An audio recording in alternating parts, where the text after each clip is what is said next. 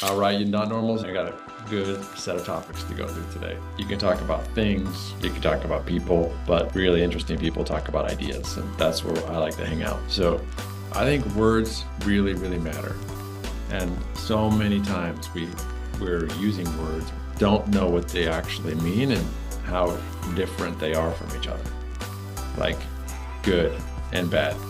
Those are very general words. If I say I'm good right now, you really don't know what I'm saying. It's impossible because it's such a broad, like general word. But if I said that I'm hungry, all right, now you have more idea of what I'm talking about. Yeah. Or if I'm anxious or excited. So let's get into it, all right?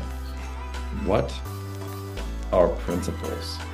Like, what does that really mean? Not the principal headmaster of a school. I'm talking about life principles. I would describe it as a value or a way of life that you subscribe to or someone else does. Okay. Mutually recognized. All right, so you're saying it's kind of mutually recognized value or way of life. So since I thought a little bit about this, I'm gonna add a little bit more spin to it. And you're just hitting this fresh, so don't worry. It's like kind of like the chief or the foundation of the way you're seeing the world. Like the core of it, the foundation of everything else. Okay, let's go through a couple more. How about virtues? It's like a principle, but it's more moral. That's what I would say. When I was first thinking about it, I was like, it's kind of like something that you would aspire to in a way. But I really think it's something that you obtain by working towards it. Maybe you have principles, but you acquire virtues through living out your principles. Maybe there's some merit to it, like you actually have these virtues by living them. Next word, attributes. That could be a lot of different things, but yeah, that's exactly why we're talking about these things. You could have physical attributes, you could have mental attributes. I'm thinking of them like kind of one of the older definitions from the old French was to assign, to attribute, a tribute. So you are assigning these descriptors almost of this thing. Like you may not have to earn an attribute. Maybe you are just lazy, or tall. Maybe you are just tall. Yeah. Different from a virtue, which maybe you are brave and you're living a life based on principles of you wanting to live a meaningful life of service or of strength or of integrity. Okay, how about this one? Ideals.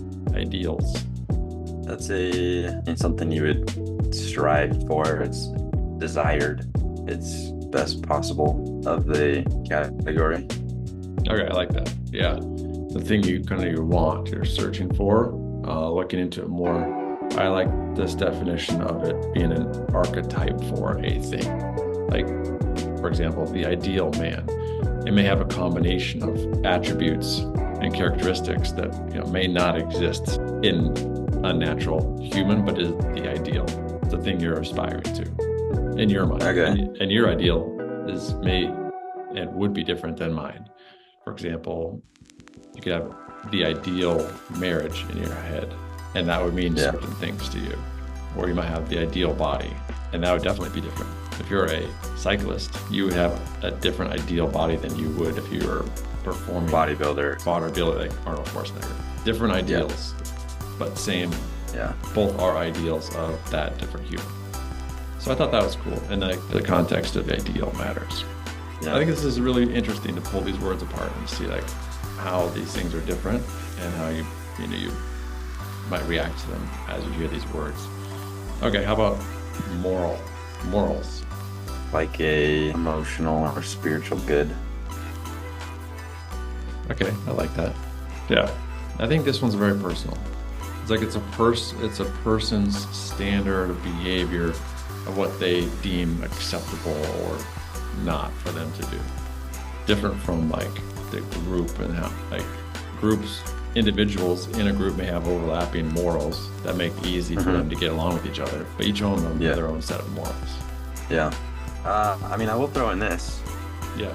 Just because it's interesting. I would have always described brave as an attribute. Like, maybe I had the wrong definition, I don't know. No, let's talk about it. Like, okay, that was off the top of the dome. I know, But but that's it's interesting how you can look at the same word and have your own definition. well, okay. You might describe someone as brave, and that might be true, right? Yeah. But usually if they are brave, that's something that is chosen, is developed. You don't think people are born brave or bold? I mean, I think that they are. They are. But I think there's some merit to these virtues, like ability to live this virtue more perfectly. You can be brave in certain I totally situations. understand what you're saying. And you're just saying that you could call it a virtue or an attribute depending on how you're talking about it. Yeah. And I think that's true. I think that's true. Okay. But an attribute is not a virtue. Yeah. Okay. So this is like leading up to my next question, which I thought was cool. It's like, does, thinking more deeply about these words or these concepts change how one shows up in the world? Like understanding definitions of words and how they're the different ideas between them. I think it could. I don't think it necessarily, like, if you act differently based off of your understanding, then yes. So more important than understanding is kind of wrestling with these ideas and deciding what is important to you. Yeah. About each of these principles. I mean, because everybody has them, but most people don't choose them. Everybody's living out their own virtues and values. I see what you're saying. I got you. Yep. But I agree. The power comes in deciding if you want to keep doing that and deciding, do I want to be or not? Because right now, if you're lazy, you're living out that virtue that you are like inherently lazy, and that is who you are at the moment. Mm-hmm. Okay, so you might decide that's fine. You like that. But it kind of brings up this other word of values, which you think we would have covered by now. But how do you think values is different than these other words? I would describe value as what you deem important or what you feel is important. I think that's exactly right. It's what you deem is important in life, because that's what you value. If you don't value health, you'll make some decisions based on that lack of value. Or if you do value health, you're making a lot of decisions about how you act and sleep and eat and drink and work out. So I thought that was a cool discussion. Got principles, virtues, attributes, ideals, morals, and then the idea of values. I mean, you could spend a lot of time on this because now you parse these words apart. If you were just talking with random Joe on the street, you might interchange principles with virtues, with attributes, with values, with morals, like almost interchangeably. Yes, that is true. Yeah. Anyway, I think that it's a cool way to think about this, that these words are totally different. They mean totally different things, and they affect every decision you make throughout the day. Yeah, that's true. Like one of my values is growth. Right now, I'm doing a podcast. My value is not podcast. My value is growth, and my value is in contributing. So I'm doing this. So it's cool. I thought today we should highlight in that segment and highlight some people that I think are really doing cool things. I call them some not normals, adding some value and some beauty to the world. And I haven't shown you this, so I want to get your take on it too. Okay. Let's see it. Found these guys a couple years ago. I think they're Dutch, but let's take a look at them. All right. This is glass that looks like soap bubbles. And this exhibit, I think, is a beautiful location. It appears to be Venice. It's some old, large building here. Look how delicate that looks. It's cool in that room in particular because it reflects all the repeating patterns of the windows and the ceiling. I love that they happen to have that statue in there as well. But let's just watch this one more time. Cool setting. You know what I love about that? Is that is there a real purpose for that? No. Not really. But it's beautiful and it brings joy. Yeah. I'm like, I kind of would like one of those, a couple of those in my house. I would love that. Okay, let's look at another example of them. I think I got another exhibit here. This shows the scale of this one. Oh, that was cool. So they make all that furniture and stuff too. Yeah, how do you transport that? Yeah, seriously. Yeah. Look at the colors of those.